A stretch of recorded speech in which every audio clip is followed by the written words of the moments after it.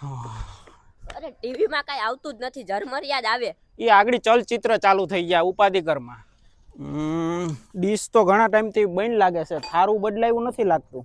Dish છે ને હલે છે, આ છે ને હેરખાઈ આમ સપોર્ટમાં દઈ ગયેલ નથી, આમ કરીને ફિટ કરી ગઈ. એ બા મેન બંધ કરજો તો. એ મારા વાલા, આમાં મેન નો બંધ કરવાનું હોય, એમાં ચાલુ લાઈટ જ અમારું કામ થાય. એ આવે તો કેજો તો.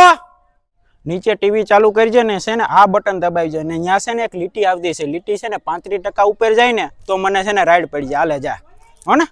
એ આવ્યું હવે કઈ દેખાણું? કાલ્યો પાણીનો ગ્લાસ. હા લાવ લાવ.